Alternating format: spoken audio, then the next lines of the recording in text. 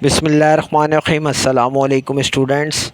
भाई गुलज़ार उर्दू 11वीं जमात के लिए इसका चैप्टर जो है 1 आज हम स्टार्ट कर रहे हैं, कौमी इत्तफ़ाक़। इसकी तमाम एक्सरसाइज जो है आज ही एक ही वीडियो में कंप्लीट कर देंगे। और ये इसके क्वेश्चन आंसर है। क्वेश्चन नंबर 1 के अंदर 8 क्वेश्चन है हमें उसके आंसर्स देने हैं। ये मैंने बुक में से भी दे दिए हैं आपको, और उसके अलावा लिख कर भी दे दिए हैं।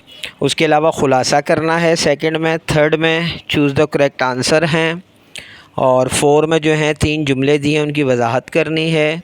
और क्वेश्चन नंबर 5 में 5 अल्फाज व तरकीब दिए हैं जिसके जुमले बनाने हैं।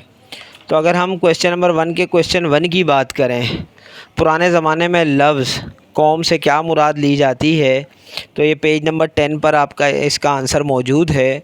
कौम का लफ्ज़ एक ऐसा लफ्ज़ है जिसके मायनों पर किसी कदर गौर करना लाजिम है। ज़माने दराज से जिसकी इब्तदाई तारीख़ ज़माने से भी बालातर है। कौम का शुमार किसी बुज़ुर्ग की नस्ल में होने या किसी मुल्क का बाशिंदा होने से होता था। फिर क्वेश्चन नंबर इसका 2 है, इस्लाम ने तफ़रक़े कौमी को मिटाकर कौन सा रिश्ता कायम किया। तो इसका जो क्वेश्चन नंबर 2 का आंसर इसी पेज पे 10 पर मौजूद है। हज़रत मोहम्मद सल्लल्लाहु अलैहि वसल्लम ने इस तफ़रक़े कौमी को जो सिर्फ़ दुनियावी इतबार से था मिटा दिया और एक रूहानी रिश्ता कायम किया जो एक हब्बुल मोतीन यानी तौहीद ला इलाहा इल्लल्लाह मुहम्मद रसूलुल्लाह से मज़बूत था।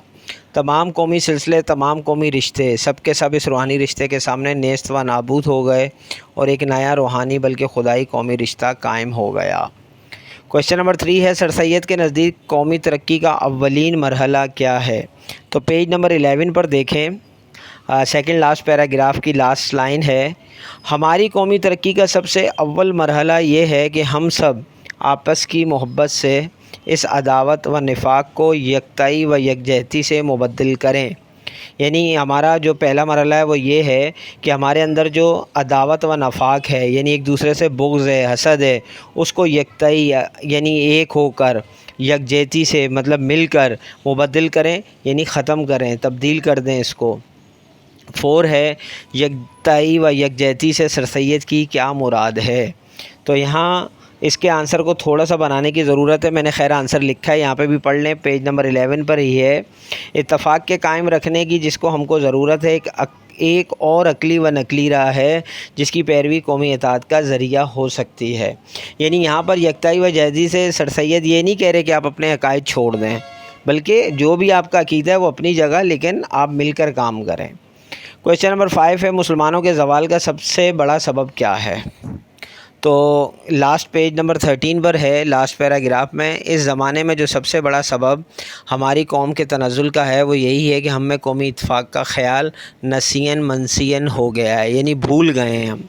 ठीक है। क्वेश्चन नंबर 6 है, सर सैयद के मुताबिक कौमी इत्तेहाद कैसे कायम किया जा सकता है। तो ये पेज नंबर 12 पर सेकंड पैराग्राफ के अंदर ही 6 और 7 का आंसर है। 6 ये है कि यही एक तरीका है जिससे खुदा के हुक्म की भी अताअत और आपस में बरदाराना बर्ताव, कौमी इत्तेफ़ाक़, कौमी हमदर्दी कायम हो सकती है, जो कौमी तरक्की के लिए पहली मंजिल है। क्वेश्चन नंबर 7, कौमी हमदर्दी के क्या फ़ायदे हैं।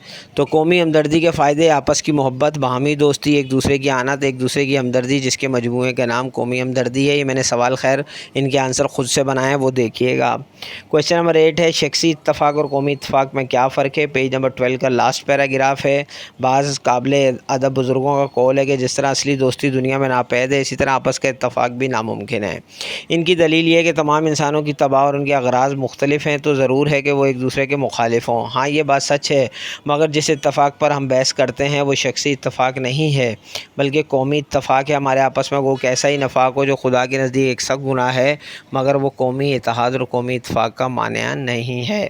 तो ये 5 क्वेश्चन थे भाई, 8 सॉरी, और इन्हीं 8 क्वेश्चंस को यहाँ आप देख सकते हैं, मैंने ख़ुद से लिख कर भी दे दिए हैं, यानी एज़ अ नोट्स। अब बच्चे अमूमन नोट्स का कहते हैं, तो तमाम इस एक्सरसाइज को मैंने नोट्स की शक्ल में बनाया है। तो यहाँ पर भी आप इसको चेक कर सकते हैं, हर सवाल का जवाब यहाँ पर मौजूद है। سوال نمبر 1 سیم وہی ہے، کوئی چینج نہیں ہے۔ سوال نمبر اگر 2 بھی دیکھیں کہ اسلام نے تفرقہ قومی کو مٹا کر کون سا رشتہ قائم کیا، تو یہ بھی ایسا ہی جواب ہے جیسا کہ بک کے اندر ہے، کچھ زیادہ چینج نہیں ہے۔ پھر سوال نمبر 3 سر سید کے نزدیک قومی ترقی کا اولین مرحلہ کیا ہے؟ تو بھائی یہی مرحلہ ہے کہ ہم سب آپس کی محبت سے اس عداوت اور نفاق کو یکتائی و یکجہتی سے مبدل کریں۔ اس آنسر میں بھی کوئی خاص چینج نہیں ہے۔ اس کے بعد کویشچن نمبر 4 ہے یکتائی و یکجہتی سے سر سید کی کیا مراد ہے؟ تو یہاں پر یہ جواب میں نے بنایا کہ یکتائی و یکجہتی سے سر سید احمد خان کا مقصد یہ نہیں ہے کہ سب لوگ اپنے اپنے عقائد کو چھوڑ کر ایک عقیدے پر قائم ہو جائے۔ یہ امر تو قانون قدرت کے برخلاف ہے جو ہو نہیں سکتا۔ اتفاق کے قائم رکھنے کی جس کی ہم کو ضرورت ہے ایک اور عقلی و نقلی راہ ہے جس کی پیروی قومی اتحاد کا ذریعہ ہو سکتی ہے۔ کویشچن نمبر 5 ہے مسلمانوں کے زوال کا سب سے بڑا سبب کیا ہے؟ تو وہی ہے کہ تنزل کا بڑا سبب یہ ہے کہ ہم قومی اتفاق بھول گئے، کسی کو بجز ذاتی منفعت کے قومی بھلائی اور قومی مفاد کا خیال بھی نہیں آتا، یعنی وہ صرف اپنے ذاتی منافع کا سوچتے ہیں۔ اگر کوئی کچھ کرتا بھی ہے تو اس کو پہلے اپنے ذاتی غرض مد نظر ہوتی ہے، یہی وجہ ہے کہ ہمارے کاموں میں برکت نہیں ہوتی۔ کویشچن نمبر 6 سر سید کے مطابق قومی اتحاد کیسے قائم کیا جا سکتا ہے؟ تو سر سید احمد خان کے مطابق آپس کی محبت، باہمی دوستی، ایک دوسرے کی اعانت، ایک دوسرے کی ہمدردی، یہی ایک طریقہ ہے جس سے خدا کے حکم کی بھی اطاعت ہے اور آپس میں بردارانہ برتاؤ، قومی ہمدردی اور قومی اتحاد قائم ہو سکتا ہے۔ کویشچن نمبر 7 قومی ہمدردی کے کیا فائدے ہیں؟ تو قومی ہمدردی کی وجہ سے آپس کی محبت، باہمی دوستی، ایک دوسرے کی اعانت جیسے جذبات پیدا ہوں گے۔ جب قوم کا ہر فرد دل و جان سے قومی ہمدردی اور قومی اتفاق کی کوشش میں شریک ہوگا تو ہم بھی اپنے ماضی کی شان اور کامیابی حاصل کر سکیں گے۔ کویشچن نمبر 8 شخصی اتفاق اور قومی اتفاق میں کیا فرق ہے؟ شخصی اتفاق میں ذاتی غرض و غایت ہوتی ہے، اس میں قوم کی بھلائی کو مد نظر نہیں رکھا جاتا، جبکہ قومی اتفاق میں قوم کی بھلائی، آپس کی محبت، قومی منفعت، دوسروں کی بھلائی اور ہمدردی کا جذبہ پایا جاتا ہے۔ اب کویشچن نمبر 2 ہے سبق کا خلاصہ تحریر کریں۔ تو خلاصہ ہے قوم کا لفظ ایک ایسا لفظ ہے جس کے معنی پر کسی قدر غور کرنا لازم ہے، زمانہ دراز سے جس کی ابتدا تاریخی زمانے سے بھی بالاتر ہے۔ قوموں کا شمار کسی بزرگ کی نسل میں ہونے یا کسی ملک کا باشندہ ہونے سے ہوتا تھا۔ آپ صلی اللہ علیہ وسلم نے اس تفرقے کو جو صرف دنیاوی اعتبار سے تھا مٹا دیا اور ایک روحانی رشتہ قوم قائم کیا جو ایک حب المتین لا الہ الا اللہ محمد رسول اللہ سے مضبوط تھا۔ تمام قومی سلسلے، تمام قومی رشتے سب کے سب اس روحانی رشتے کے ساتھ نیست و نابود ہو گئے اور ایک نیا روحانی بلکہ خدائی قومی رشتہ قائم ہو گیا۔ اسلام میں کسی عربی کو اجمی پر، کسی گورے کو کالے پر کوئی برتری نہیں، بلکہ جس کسی نے کلمہ توحید کو مستحکم کیا وہ ایک قوم ہو گیا، کیونکہ اللہ تعالیٰ نے خود فرمایا ہے بے شک تمام مومن آپس میں بھائی بھائی ہیں اور اپنے بھائیوں کے مابین صلح کراؤ اور اللہ سے ڈرو تاکہ تم پر رحم کیا جائے۔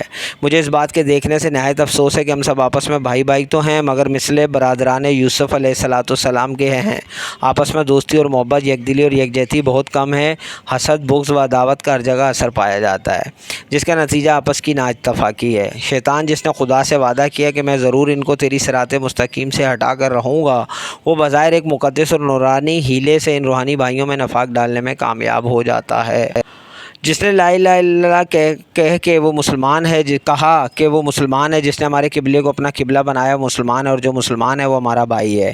امام اعظم رحمۃ اللہ فرماتے ہیں ہم اہل قبلہ کو کافر نہیں کہتے، پس ہماری قومی ترقی کا سب سے اول مرحلہ یہ ہے کہ ہم سب آپس کی محبت سے اس عداوت اور نفاق کو یکتائی اور یکجہتی سے مبدل کریں۔ انسان کے بعض امور کا تعلق اس کے اور خدا کے درمیان ہے جیسے انسان کا دل، اعتقاد، مذہب وغیرہ، جبکہ بعض امور انسانوں میں مشترک ہیں جیسے آپس کی محبت، دوستی، مدد، ہمدردی وغیرہ جن کو قومی ہمدردی کہتے ہیں۔ اس لیے ہمیں انسان کے ذاتی معاملات کی بجائے مشترک امور سے غرض رکھنی جس سے اللہ تعالیٰ کے حکم کی تعمیل بھی ہو اور قومی اتفاق اور ہمدردی بھی قائم ہو سکتی ہے۔ یہی قوم کی ترقی کے لیے پہلی منزل ہے۔ اس زمانے میں ہماری قومی تنزل کا بڑا سبب یہ ہے کہ ہم قومی اتفاق بھول گئے ہیں، کسی کو بجز ذاتی منفعت کے قومی بھلائی اور قومی مفاد کا خیال بھی نہیں آتا۔ اگر کوئی کچھ کرتا بھی ہے تو اس کو پہلے اپنے ذاتی غرض مد نظر ہوتی ہے اور قومی بھلائی کے پردے سے اس کی پردہ پوشی کرنا چاہتا ہے۔ یہی وجہ ہے کہ ہمارے کاموں میں برکت نہیں ہوتی۔ جب قوم کا ہر فرد دل و جان سے قومی اتفاق کی کوشش میں شریک ہوگا تو ہم بھی اپنے ماضی کی شان حاصل کر سکیں گے۔ کویشچن نمبر 3 میں ہے درست جوابات پر ٹک کا نشان لگائیں۔ حب المتین سے مراد ہے بھائی مذہب، ٹھیک ہے۔ MCQ نمبر 2 ہے ہم سائے کا ادب ہمارے مذہب کا ہے جز۔